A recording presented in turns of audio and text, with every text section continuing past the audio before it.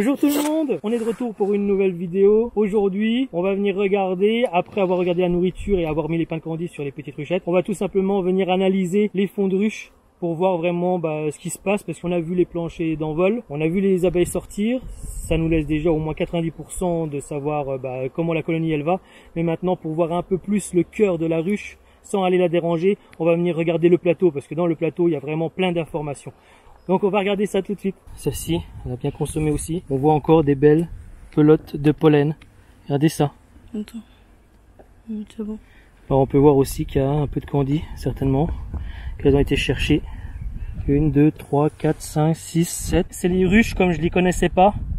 Elles étaient sur un certain nombre de cadres. C'est les deux ruches que j'ai récupérées qui n'avaient pas été traitées contre le varroa. Quand je vous ai dit, c'était des, je pense que c'est des colonies noires. Alors comme je ne savais pas vraiment ce qu'il y avait dedans, et puis comme en dernier il faisait froid, j'ai pas vraiment ouvert. J'avais juste un peu sous-pesé, et puis par garantie, je lui avais quand même mis un demi pain de candy, comme j'avais aucune vue sur l'état de la ruche. Je l'ai juste traité contre le varroa. Et il y a des varrois qui sont tombés. Et ouais, là on peut voir des varrois. Ouais. J'en ai vu un. Celle-là, il va falloir la repasser encore une fois. Hein.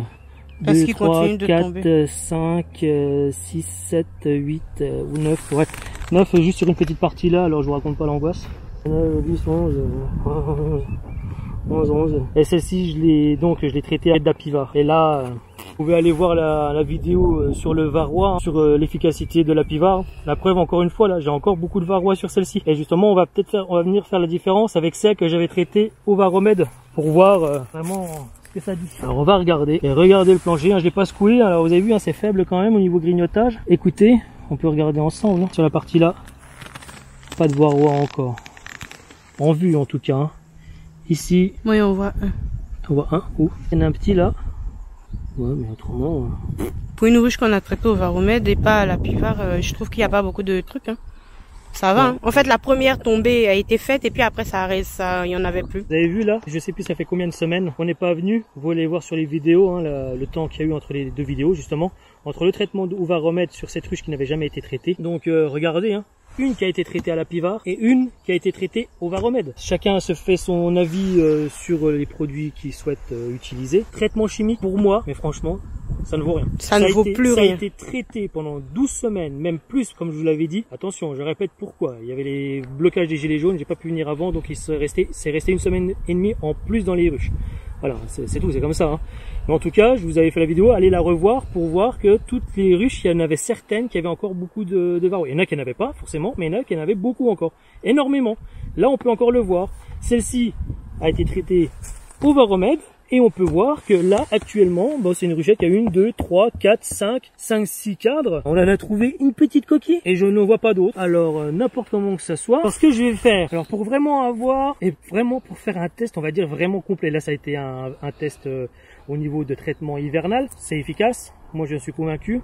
Maintenant, cette année, tout au long de l'année, je vais abandonner le traitement Apivar et je vais me servir du Varromède là pour faire un traitement au printemps, donc bientôt, pour que vraiment ça reprenne vraiment bien, pour que les colonies soient vraiment saines à la reprise de la saison. Je vais faire un traitement aussi forcément vers l'automne, hein, vers le mois de août-septembre, parce que comme vous le savez, nous ici, on va avoir du miel et encore avec le Varromède, on peut se permettre de la traiter même en période de mielée. Comme c'est un médicament bio, il y a vraiment un temps d'attente de 0 jour pour le miel. Donc c'est ça qui est intéressant aussi. Ce que je vais peut-être essayer de faire aussi pour vraiment rendre la chose plus efficace, c'est que je vais pas encager la reine, je vais mettre des cadres à mâle pour essayer de piéger le varroa en plus du Varromède pour que ça soit vraiment plus optimal.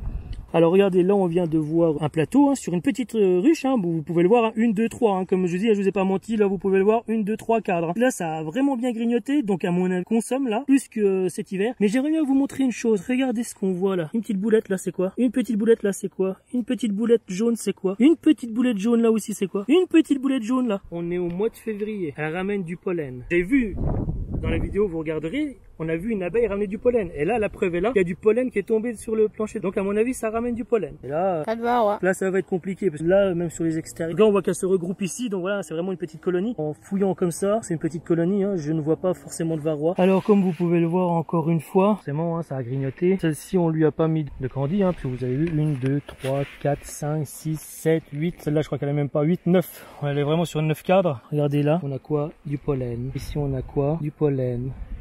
Ici on a quoi? On a une pelote de pollen. Ici on a quoi? On a une pelote de pollen. Ici aussi, regardez tout ce qu'on a ici comme pollen.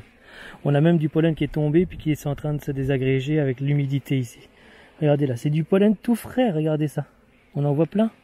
Ici, ici, ici, ici, c'est du pollen tout frais.